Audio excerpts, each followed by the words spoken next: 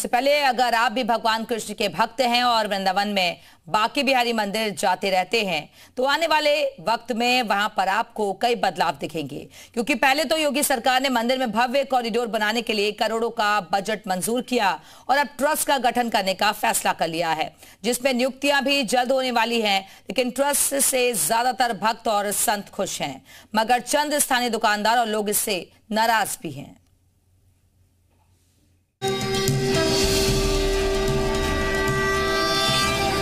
जैसे अयोध्या आज सुंदरतम नगरी बन गई है, जैसे काशी की कायाकल्प हुई है, अब तो बारी इसी ब्रजभूमि की है।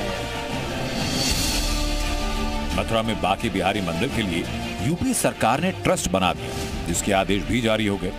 पहले जान लीजिए कि ट्रस्ट क्या होता है और ये क्या करेगा। ट्रस्ट किसी व्यक्ति या कंपनी की तरह एक कानूनी इकाई होती है जिसके पास स्वतंत्र और खास अधिकार होते हैं।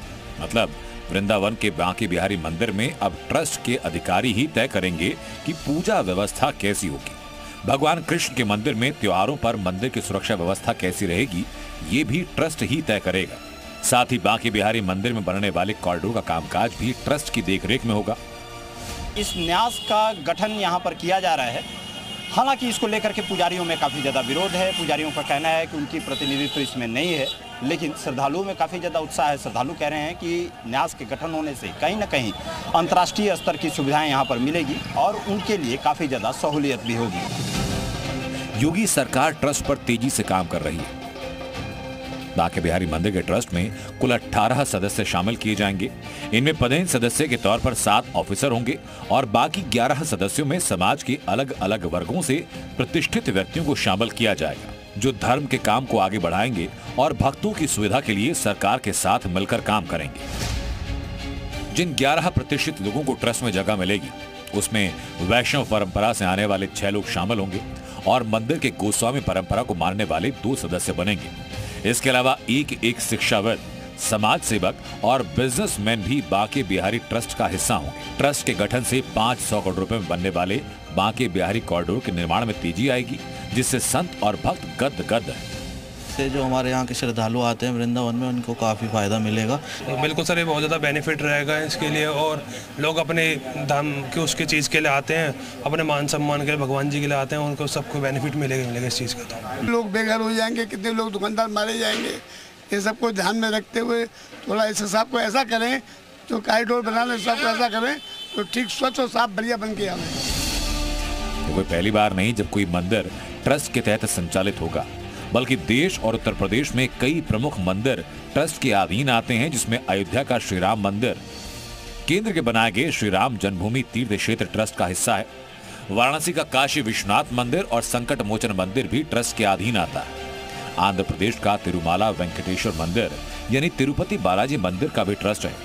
केरल में पद्मनाभ स्वामी मंदिर, उत्तराखंड में 4 धाम मंदिर, ओडिशा के पुरी में जगन्नाथ मंदिर का भी ट्रस्ट ही संचालन करता है, जिससे धार्मिक कामकाज में तेजी और पारदर्शिता आती है। मंदिर के साथ भोजनालय, स्कूल, अस्पताल से आसपास के लोगों को फायदा होता है। लेकिन योगी सरकार के फैसले से अखिलेश यादव नाराज हैं।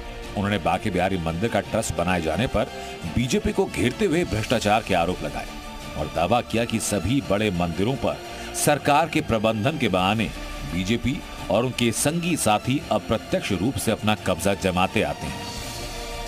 इन आरोपों पर बीजेपी ने पलटवार किया और कॉरिडोर और ट्रस्ट को भक्तों के लिए उपयोगी बताया। सारी चीजें तो निर्णय करने के ऊपर है, और जब कमेटी बनाई गई है सभी लोगों का, हम तो चाहते हैं कि विकास हो, और सरकार की केवल एक ही मंशा है कि मंदिर का जो मार्ग है उसको हम सब लोग और किस तरह से आम जन के लिए, प्रभु के दर्शन के लिए उसको बेहतर किस तरह से बनाया जा सकता है, हमारी अच्छी सोच। अखिलेश यादव और पूरी समाजवादी पार्टी शुरू से ही मंदिर, मठ और सनातन धर्म की विरोधी रही है।